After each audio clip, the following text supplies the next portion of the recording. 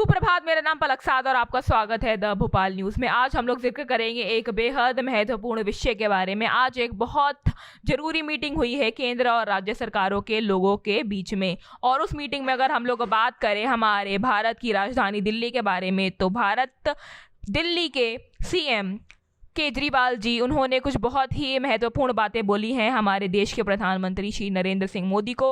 उन्होंने ये बात बोली है कि दिल्ली को ऑक्सीजन सिलेंडर्स की बहुत ज़्यादा ज़रूरत है, दिल्ली को ऑक्सीजन सिलेंडर्स की नीड है।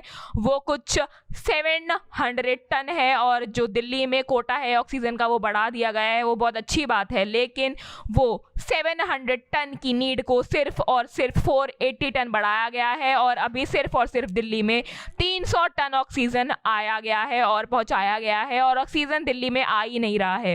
अन्य देशों से, अन्य राज्यों से जो ऑक्सीजन दिल्ली में आ रहा है वो ट्रक को रोक दिया जा रहा है, ट्रकों को रोका जा रहा है, ऑक्सीजन को आने ही नहीं दिया जा रहा है दिल्ली में।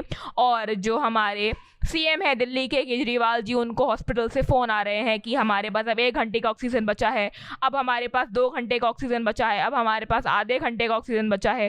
तो वो बहुत ही ज़्यादा बेबस और लाचार हो गए हैं कि वो अब लोगों को क्या जवाब दें, क्योंकि ऑक्सीजन की इतनी ज़्यादा कमी हो गई है, ऑक्सीजन सिलेंडर्स की इतनी कमी हो गई है कि पेशेंट्स उसकी वजह से अपनी जान गंवा रहे हैं। तो ऑक्सीजन का सप्लाई होना अन्य राज्यों से दिल्ली में बहुत ज़्यादा ज़रूरी है, क्योंकि 24 आवर्स में सिर्फ और सिर्फ 300 टन का सप्लाई हुआ है और जो रिक्वायरमेंट है वो 700 टन की है। तो आप सोच ही सकते हैं कि जो सिचुएशंस है वो कितनी ज़्यादा क्रिटिकल है और ख़तरनाक है। अगर हम लोग इस समय बात करें भारत की, भारत में 130 करोड़ लोग हैं, और अगर हम लोग इस समय बात करें सिर्फ और सिर्फ दिल्ली की, तो इसमें 2 करोड़ लोग आते हैं। अगर दिल्ली में ऑक्सीजन प्लांट नहीं है तो क्या इसका मतलब ये है कि दिल्ली के लोगों को ऑक्सीजन प्रोवाइड नहीं होगा?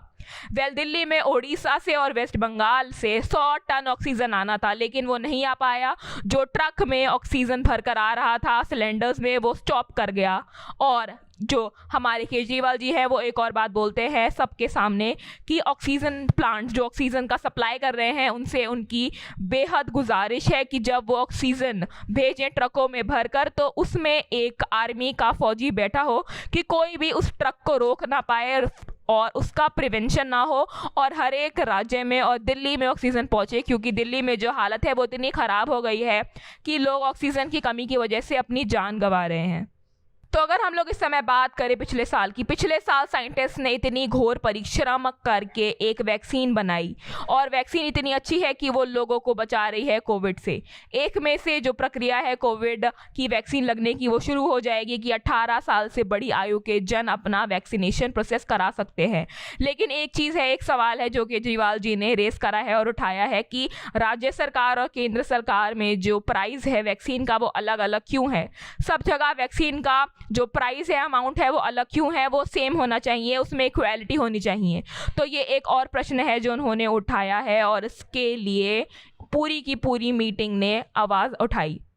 तो आज ये सब बातें हैं जो मीटिंग में हुई हैं, जो बहुत ही ज़्यादा ज़रूरी हैं। और कल लॉकडाउन के ऊपर भी बात होगी कि लॉकडाउन एक्सटेंड होगा या फिर लॉकडाउन खुल जाएगा, क्योंकि लॉकडाउन का जो भी पूरा फैसला है वो हम लोगों के हाथ में है। अब हमारे हाथ में है कि हम लॉकडाउन लगवाना चाहें या नहीं लगवाना चाहें। सिचुएशंस को काबू करना भी अब एक इंडियन सिटीज़न के हाथ में ही है कि वो चीज़ों को कैसे काबू करता है और कैसे चीज़ों को संभालता है और बटोर कर रखता है। धन्यवाद। आप हमारे चैनल को ज़रूर सब्सक्राइब करें और बेल आइकन भी दबा दें, और इसी के साथ मैं पलक साद अलविदा लेना चाहूँगी। धन्यवाद।